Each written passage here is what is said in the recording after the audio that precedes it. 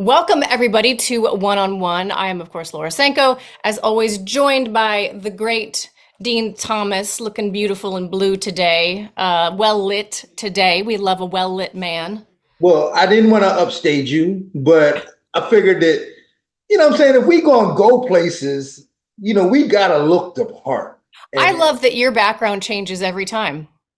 I never I'm had to, either here or in a hotel. And for the fans that have recommended, maybe you guys could up the production value a bit. There are plans in the works. Okay. I don't want to waste too much time talking about it, but I have a podcast studio being built in my new home. So just be patient with me. For now, you get the black chair in a random room in my house, but we're going places, guys. Before we talk about this main event of UFC 308 going down in Abu Dhabi this weekend, we got some great fights to talk about. Main event, co-main event. Main event is this video. Last time we spoke, we asked for your video submissions so that we could react. And apparently I am not as good of a communicator as I thought, because there was a little bit of a misunderstanding and y'all sent in videos for the last pay-per-view. So I need you to think ahead to the next one so that next time we're filming, we can react. We did have one gentleman, though. He apparently spent the beginning of his prep time talking about 307, but then realized that I was asking for 308 submission. So we do have the one. I'll ask Jake to roll it. Roll it. Holloway almost seems like he's ready to retire because he's been with us so long, but he's only 32 years old. Thinking from everything he's learned and how he took Gaethje out, I think he has a fairly good chance. But on the flip side of that, Topuria, that guy, holy shit, his wrestling, his grappling, and his boxing are all equally amazing. If Max wins, that's awesome, but I'm pretty sure Topuria's going to take this one. So there we go. Thank you so much. He understood the assignment. Apparently, even I wasn't clear enough because even he was confused in the beginning. But guys, we want you to submit 30-ish second videos with your thoughts on 309. On 309. That way we can do it next time and have a bunch of reaction, or have a bunch of your thoughts to staple and stitch together, and then Dean and I can react to them. But thank you very much for, yeah, it was my fault. I didn't communicate that clear. And you want to email your videos, vertical format, email them to oneononecombatsports@gmail.com. It's on the screen right now, oneononecombatsports@gmail.com. Again, we'll compile them, we'll make a video, we'll react, but it's got to be for the coming up pay-per-view. So with all that out of the way, Dean Thomas, the champ, Ilia Topuria, taking on the former champ, Max Holloway. I feel like I always ask you the same question in the beginning, but so I'm going to ask it a slightly different way. We've got some good fights on the books. We've got Shavkat versus Bilal. We all know I'm a fan of that one. We got John Jones versus Stipe coming up. We've got some really, really good fights to look forward to. But is this the best fight on the books right now?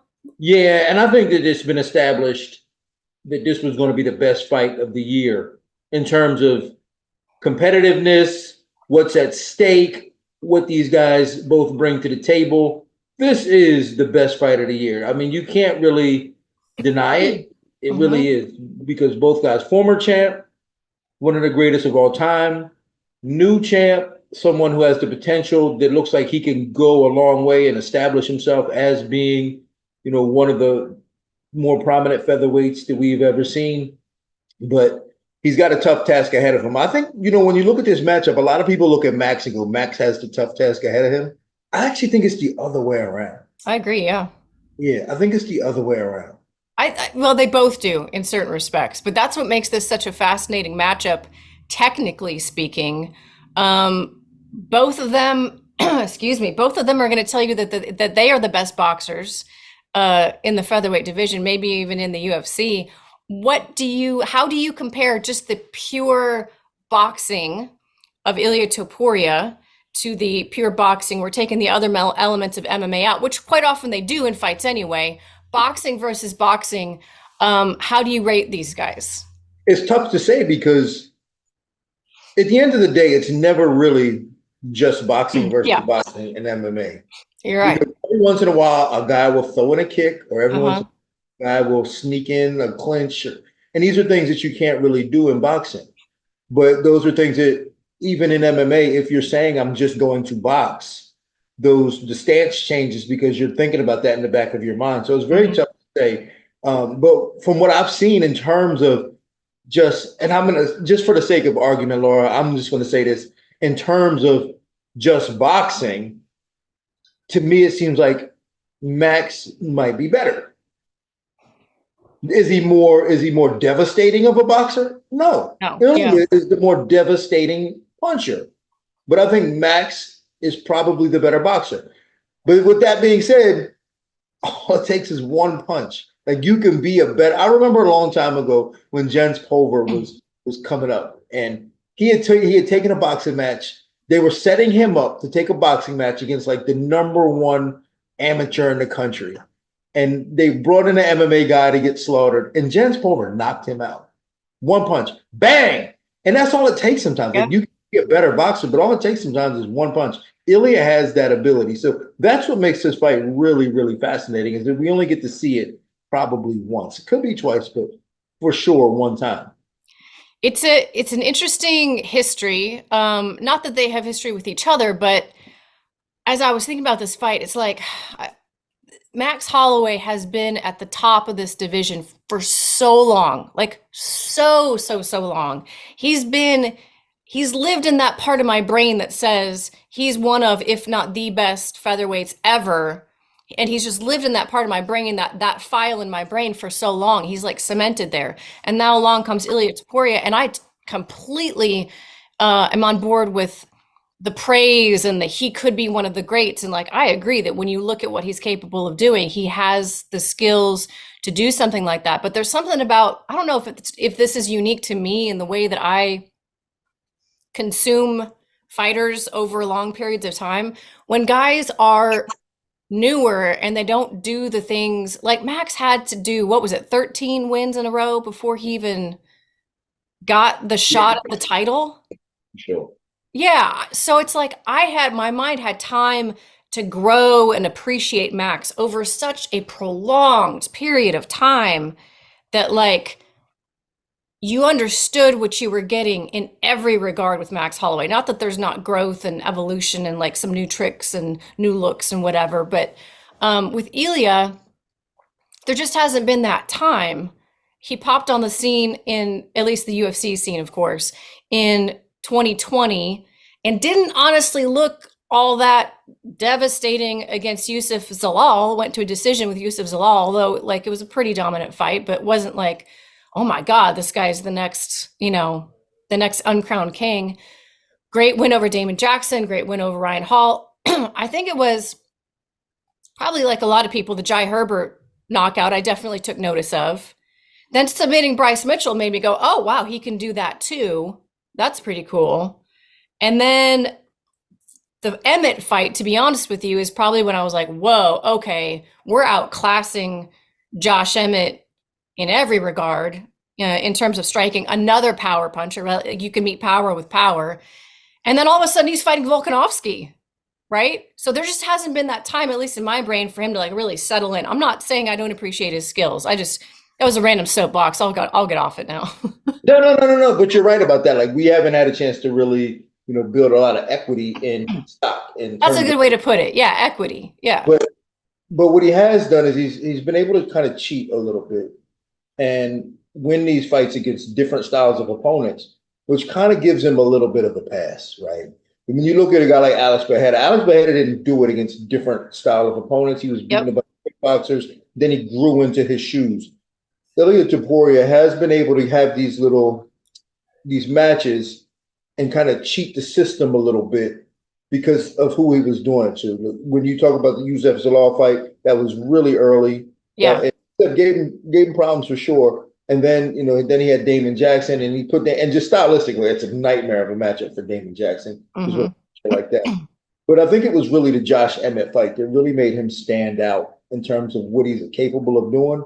But even when you look at that fight, stylistically, he just matches up bad against a lot of people. Just a lot of people. Yeah, and so I don't want to take anything away from him, because like when I look at the matchups, it's like, okay, that was a bad matchup for the other guy. that was a bad matchup for the other guy. But it's a bad matchup for the other guy for a reason. It's because Exactly. Ilya is so dangerous.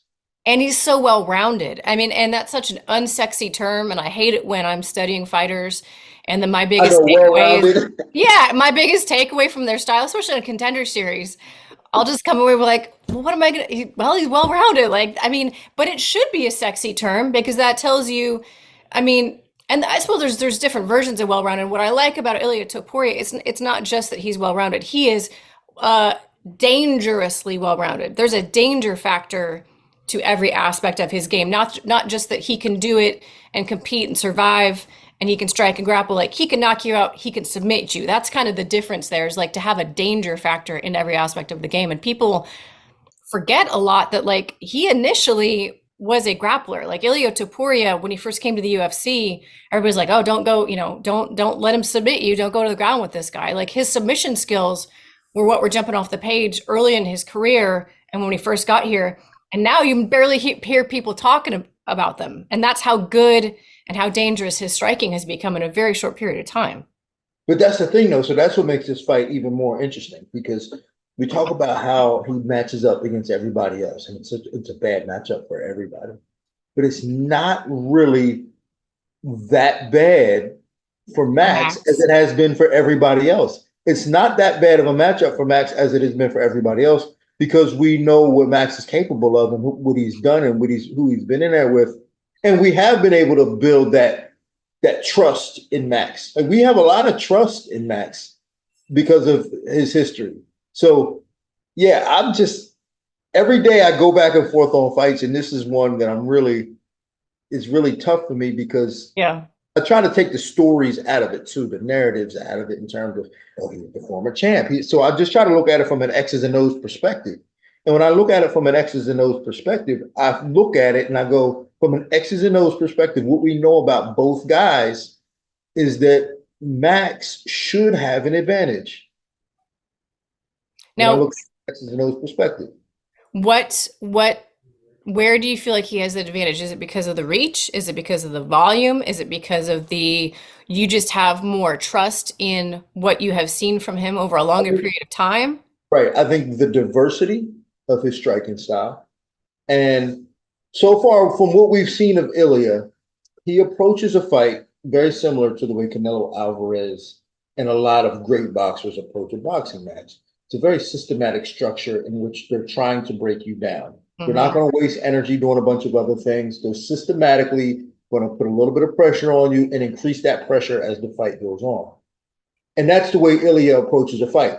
To me, Max will never allow himself to get in the position to be broken down like that. Yeah. Because he moves so well. And he's such a diverse striker in terms of being able to blend in kicks when he needs to. And then the volume of his hands. But one thing that we're forgetting that Max has that not a lot of other guys have had is the chin. Mm. It's tough because Ilia has been able to really pinpoint guys right on the chin because he's been able to put them up against the fence. Look at his knockouts. Every last one of his major knockouts was because he put a guy up against the fence. Yep. From Volkanovski to Jai Herbert and Damon Jackson. And even Emmett, like he dropped them up against the fence. Yep. Max will not allow himself to get trapped up against the fence in that way. If he does, he might get his chin checked. But Max will not. He should not allow himself to get put up the fence that way. So I just think that with Max's skill set and his ability to understand a fight better than a lot of other guys, Yeah. he'll let himself get broken down. I've got a question for you off the tail of that, but before I forget, let me run through some of these stats. Got Ilia Topuria 7-0 in the UFC. Max Holloway 22-7 in the UFC. God, he's been here. He's been here forever, guys. 69-inch reach for both of them.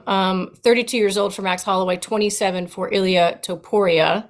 Topuria, of course, 15-0 overall, so yet to be defeated.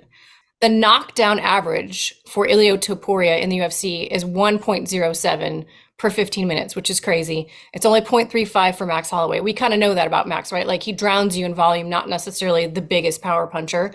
Strikes landed per minute, 4.4 for Topuria, 7.17 for Max Holloway. That is insanely high. Takedown accuracy, 56.3% for Ilia Topuria, 53.3 for Max. We'll talk about whether we feel like that's really going to be a factor or not. And on the flip side of that, the takedown defense, 92.9% for Ilia Topuria, 84% for Max Holloway. I thought this was interesting. We talk about the knockdown ratio, or the knockdown average, I should say. Again, Ilia Topuria, 7 UFC fights. He's had 5 knockdowns. Now, he has been knocked down once, but he's had 5 knockdowns. The knockdown of him came from Jai Herbert and a head kick, which I think is important for us to talk about. Max Holloway, 11 knockdowns, but again, he's had 29 UFC fights. Topuria has landed 9 takedowns in his UFC career in just 7 fights, so it is something that he uses. 8 for Max over his long UFC career, so not something he leans on very often, and we know that. Only 1 opponent has landed a takedown on Topuria, and 24 on Max, but again, over a much longer period of time. So they're both very much predominantly strikers, but Topuria is the guy who will probably offensively mix things in more than Max, more than likely. I think my question to you is, as you envision like different ways this could go, and I was sitting there trying to do this for myself, I kept coming back to the idea of like, this is really going to come down to footwork and geography. Like, if Ilia can do to Max what he's done to so many other people, like you just described, Dean, which is that frog boil effect of not like, it's not an intense, wild type of pressure, right? He's not guns blazing, crashing, things like that. It's kind of a slow squeeze. And in the moment where he feels like he's got you, then it becomes very intense and he'll blitz. But his pressure style is really fascinating to watch when you just focus on what he's doing with his feet and his positioning in a fight. It's artistry. It's absolutely artistry. On the flip side, when you watch Max fight, I went back and watched the Gaethje fight again. God, he moves so much and so well, laterally, in, out, switching stances.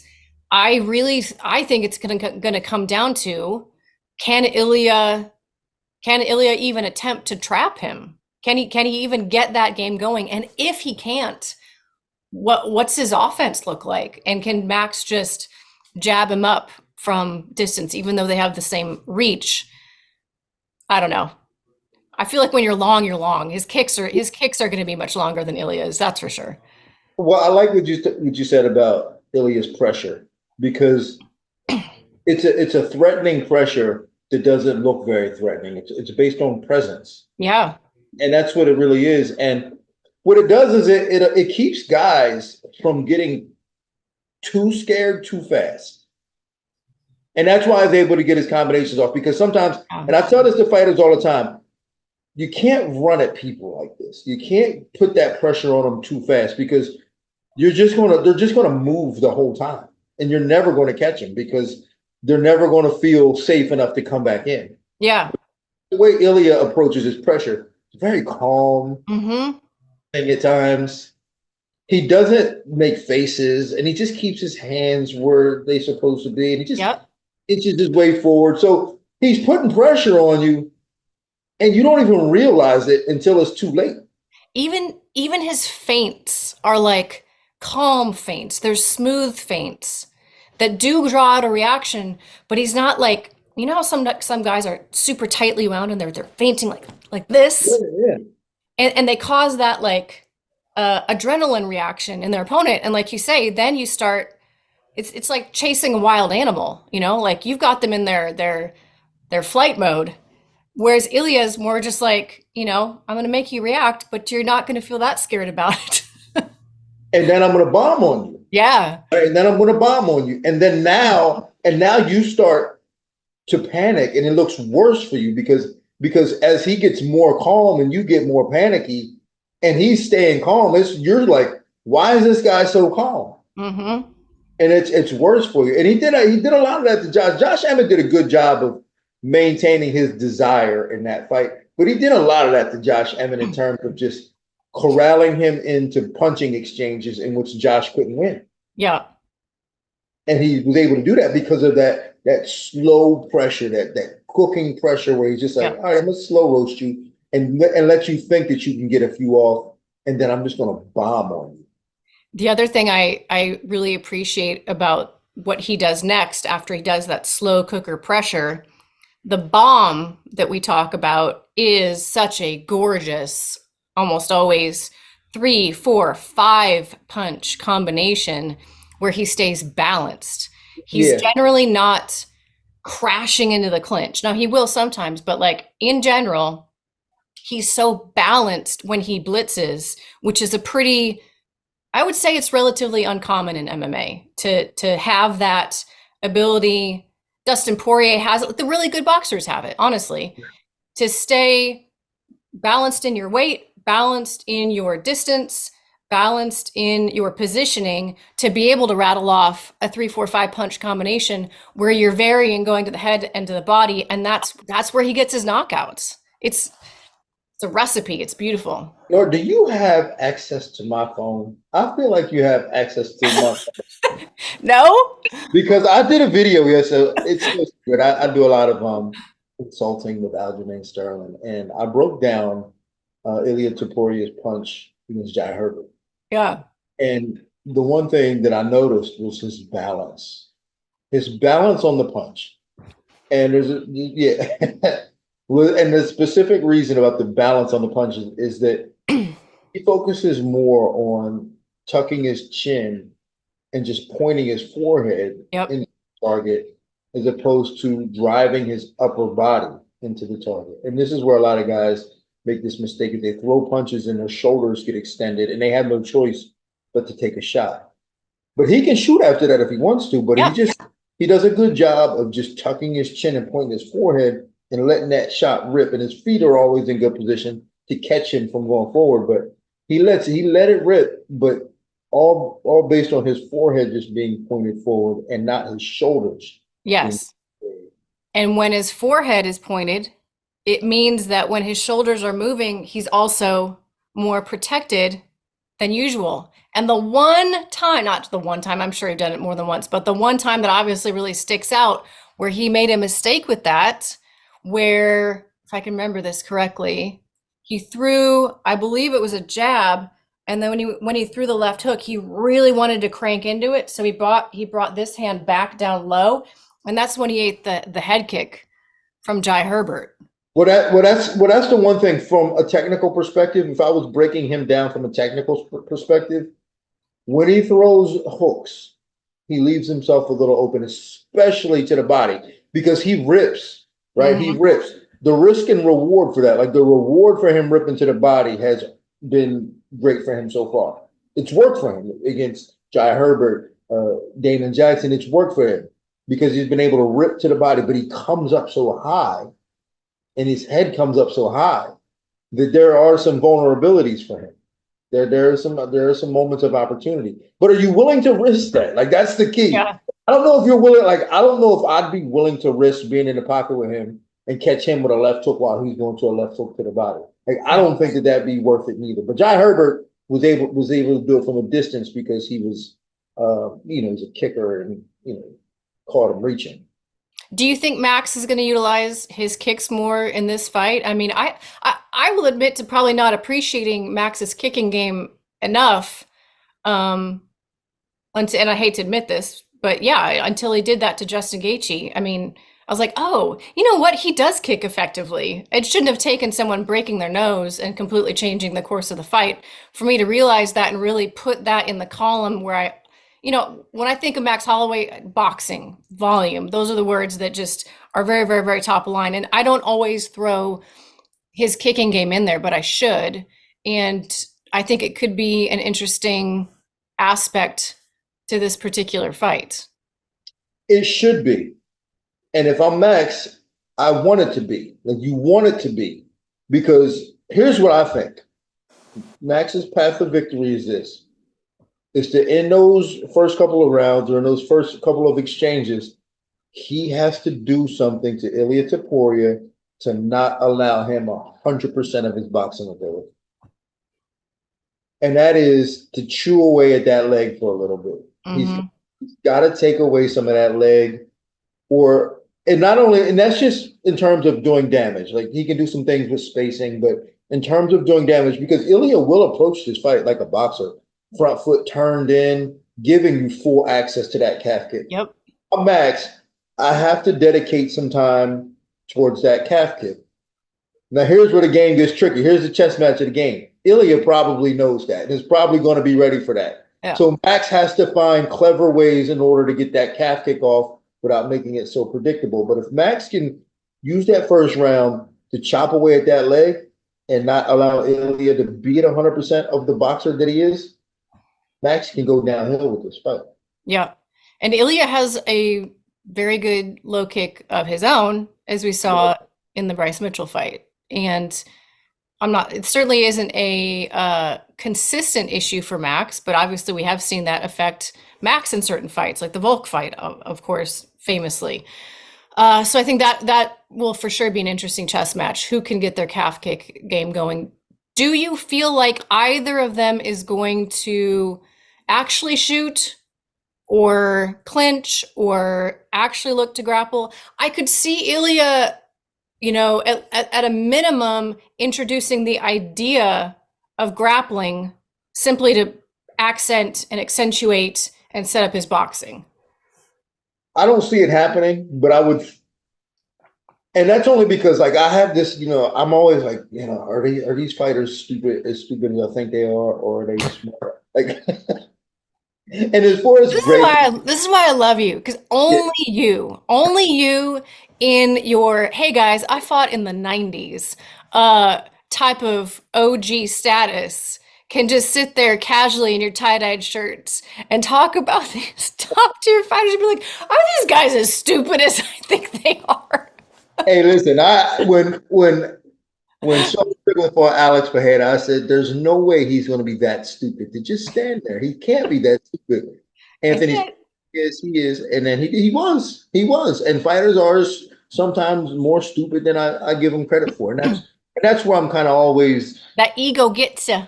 Yeah, and that's what makes it hard for me, because I know what fighters should do, or at least what I think they should do in order to have success. And oftentimes they just don't do it because of ego or whatever. If I'm Ilia, I'm introducing that takedown threat. But Ilia can win this fight without it, but he can make it easier by introducing the takedown threat. He can make it easier. And I'm not saying shoot because, he's turned into a wrestler, but just add the threat. He can make it easy. But his ego might get in the way and just be like, no, I'm going to box him and prove that I'm the best boxer. Yeah. That's the gamble of this, because if it works, the reward for that is, he could be a superstar. Like if he knocks out, but he can even do that with the threat of wrestling. And no one will have to know. Like, honestly, yeah. If he knocks him out with his hands, no one will have to know. It's still going to be about his boxing. Exactly. Yes. It's still going to be about his boxing. Exactly. And that's why I don't understand why guys don't use it more, because no one has to know that it came from wrestling.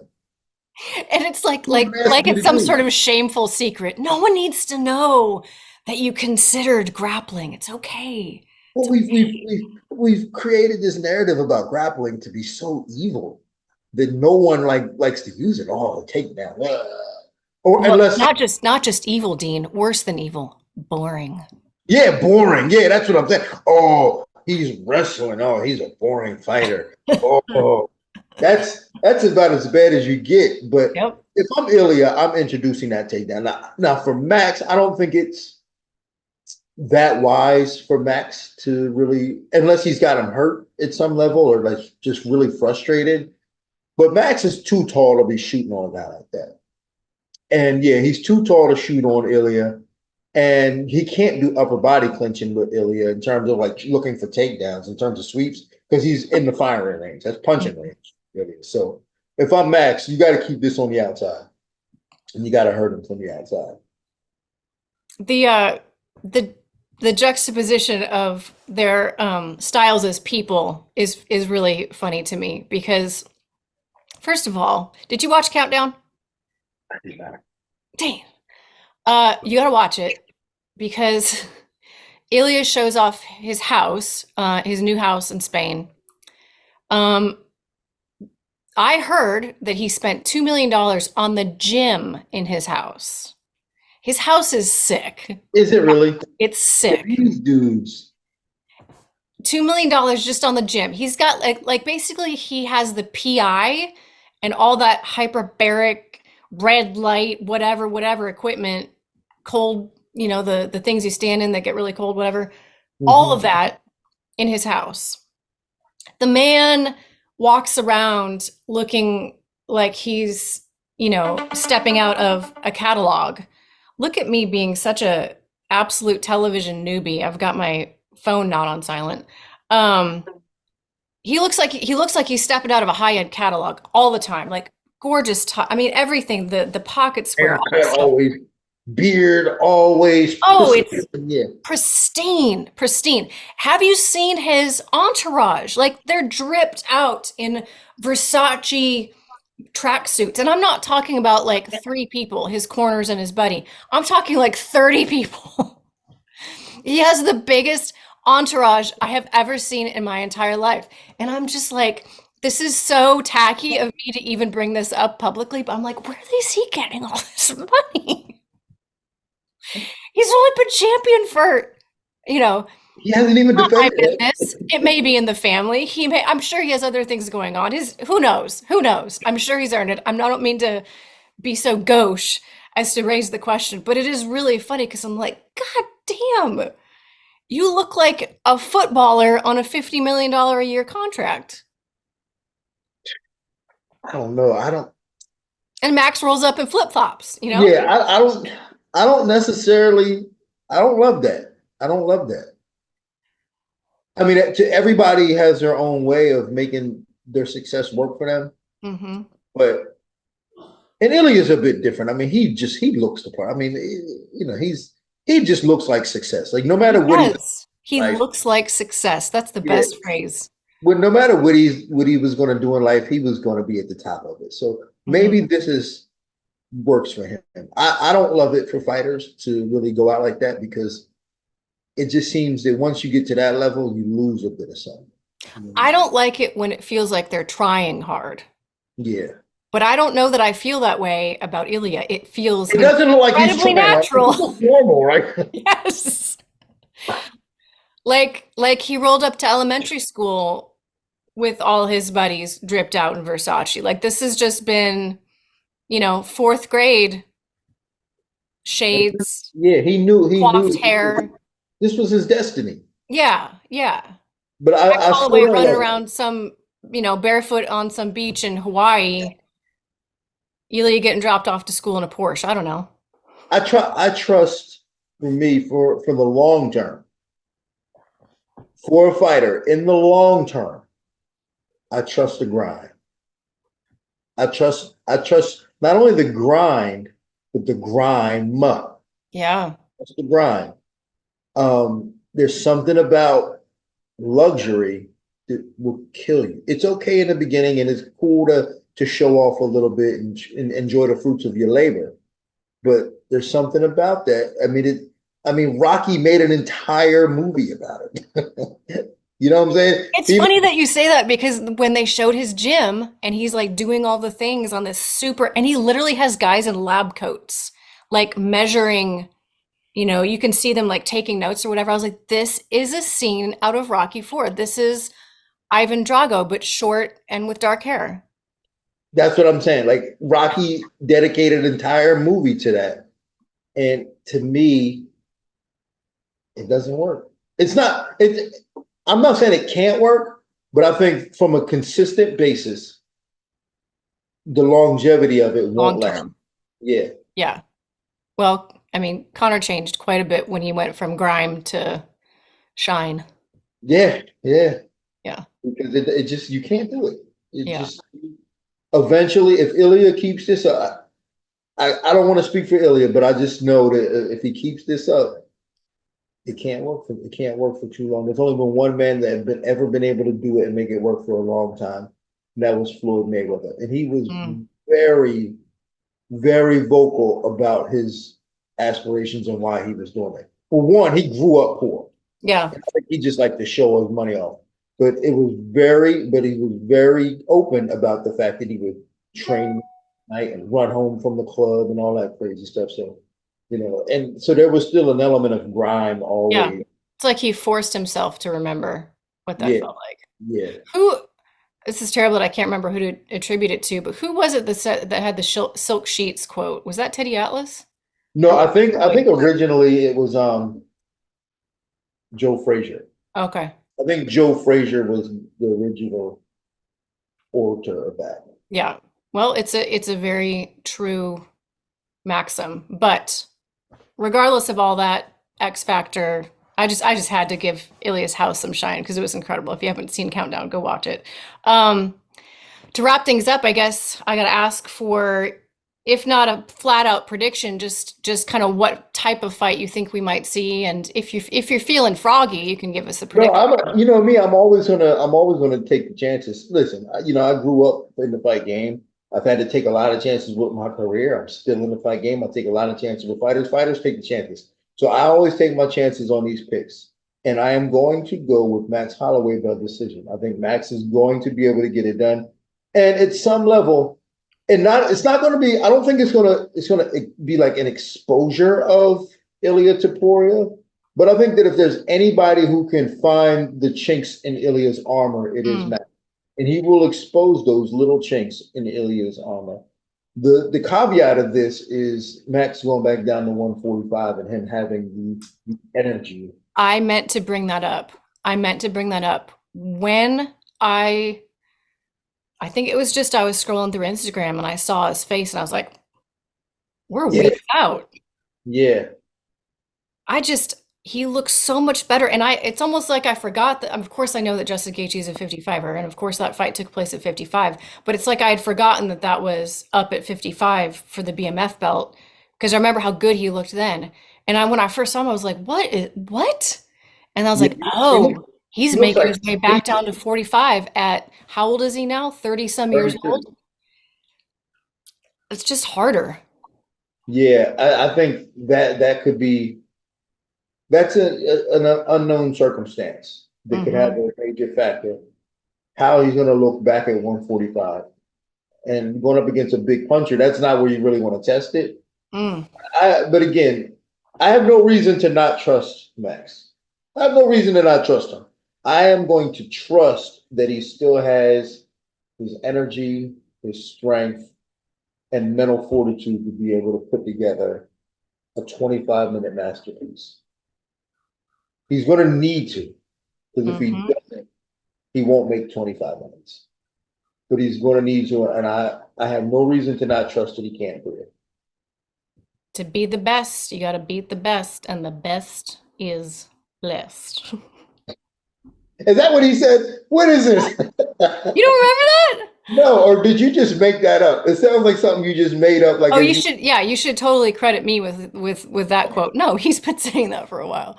Yeah, to be the best, you got to beat the best, and the best is blessed. Blessed Holloway. yeah, I like There we go. Dean, I appreciate your thoughts. I appreciate your prediction. I appreciate the one video submission that we had. Guys, we need more. And again, let's do it for the next pay-per-view. UFC 309 is what we need you guys to be talking about. Yeah, that's it. Dean, thank you so much for your time. Appreciate you. Sure, I appreciate you too. And Absolutely. something you said earlier, and that was about the production value. I grind and I'm grimy. All right. I know you like good production and all that stuff, but I'm a grimy dude. That's So right. enjoy the context of what I'm saying, the context and the content of what I bring. Don't worry about how it's being delivered. Enjoy the content. You do you. I love what you bring. I love it when you're in a closet. I love it when you're in an old lady's bedroom. I love it when you're in a blue booth with a plant. Okay? I'll be in an old lady's bedroom trying to be quiet so her husband don't hear me. That is a whole other story. That is a whole other story. So you just keep doing you, Dean. Don't you worry about that. The production value really falls to me in this stupid black chair I've been you know, talking out of for the last 3 years, but we're going to fix that on my end. Don't you worry about your end. Guys, thank you so much for listening. Please click like, please click subscribe. We appreciate it very, very much. And again, send your video submittals to oneononecombatsports@gmail.com, and we will see you next time.